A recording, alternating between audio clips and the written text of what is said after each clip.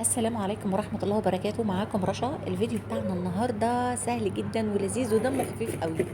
واقفة كده في المطبخ فلقيت علبة ايس كريم اللي هي حجم عائلي قدامي.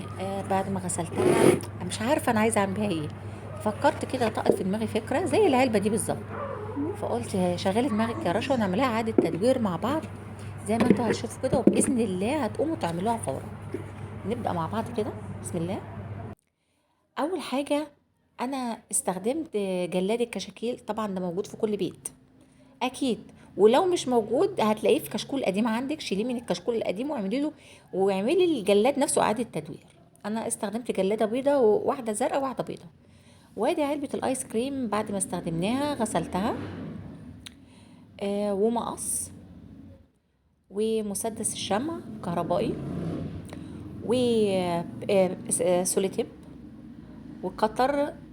ما كانش عندي قطر فاشتريه، لسه مشتريه فورا. بس طبعا يفضل ان ما فيش حد يستخدمه غيرك، طبعا ممنوع الاطفال يستخدموه. هنبدأ كده مع بعض. بسم الله.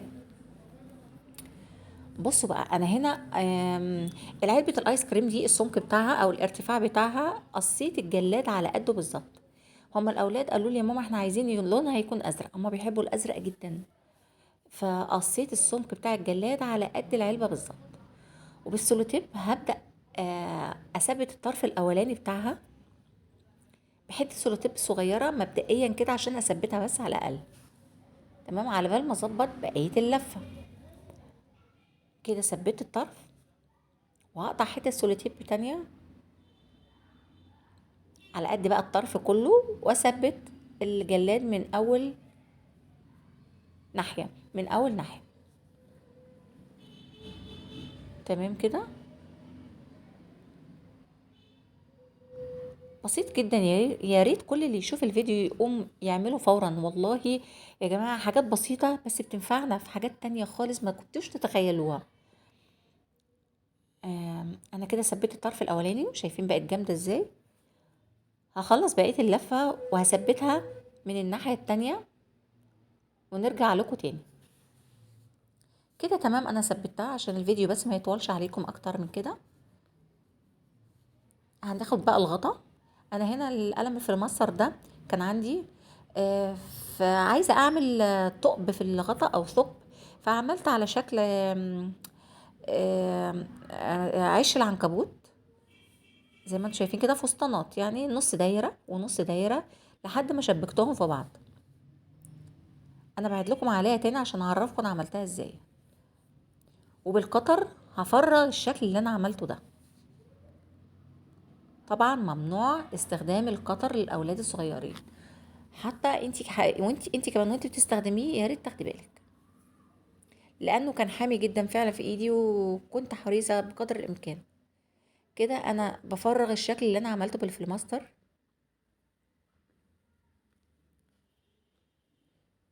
يا ريت كل اللي بيشوفوني يدعموني بالاشتراك في القناه وفعل الجرس على الكل. كده خلصت الشكل واديني شيلته من مكانه. كده فرغنا الشكل اللي احنا هنستخدمه بعد كده. وقطعة الجلاد اللي كانت فاضلة قصيتها دايرة على شكل الغطا وهلزقها بالقلم الشمع، لان مش هينفع احط عليها سولوتيب طبعا. بمسدس الشمع سوري. كده بعد ما سخناه هنلزق الدايرة. انا بوريكم اول جزء بلزقه ازاي، وبعد كده هخلصها وارجع لكم تاني عشان ما نطولش على بعض الفيديو. انا بحاول الفيديو يكون قصير بقدر الامكان. ادي اول طرف لزقته. هخلص وارجع لكم تاني. وكده خلاص لزقت الجلاد كله من فوق. وهبدأ بقى من الناحية التانية افرغ الجلاد من الحتة الداخلية بس اللي انا عاوزاها. كده شلت الجلاد من الحتة اللي انا محتاجاها. كده شكل العلبة بعد ما خلصتها. وادي بكرة المناديل هدخلها جوه العلبة واخرج طرفها من الثقب اللي احنا عملناه في الغطا. وكده اصبحت علبة مناديل سهلة الاستخدام للاولاد. بس انا ما حبيتش شكلها كده بصراحة، انا حبيت اعملها على شكل ورد او فل لازق عليها، او فراشات، اي شكل تقدري تعمليه بالمقص او تشكليه من الجلاد. انا حاولت اتصرف بصراحه.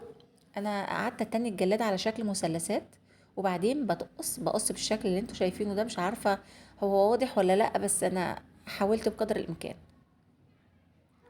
بعد ما قصيتها على شكل قرطاس كده من فوق، تنيتها تاني وشكلت الطرف بتاعها. مسكتها من فوق وبعدين قعدت اشكل الطرف بتاعها عشان تديني في الاخر على الاقل شكل ورده.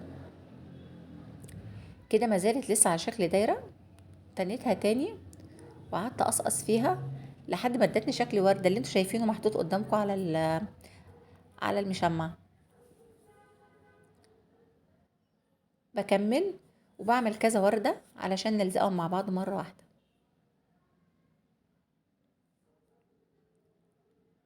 يا ريت يا جماعه ما تنسونيش بدعوه حلوه من القلب، وتدعموني بالاشتراك في القناه ونفعل الجرس على الكل. كده شكل الوردات اللي انا عملتها على قد ما قدرت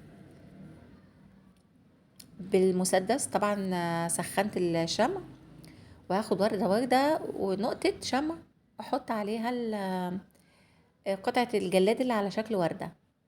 يا دوبك بلزقها بس من النص، وبسيب بقية اطراف الوردة مش ملزوقة عشان تديني شكل بارز اكنه هو فعلا ورد. ادي اول واحدة عملتها معاكم. هخلص ونرجع لبعض تاني. انا كده خلصت العلبة كلها، وادي الشكل النهائي بتاعها. يا ريت يكون الفيديو خفيف على قلبكم، يا ريت تكونوا استفدتوا من الفيديو. يا ريت ما تنسوش تدعموني بالاشتراك في القناة ونفعل الجرس على الكل، وما تنسونوش بدعوة حلوة من القلب. والسلام عليكم ورحمة الله وبركاته.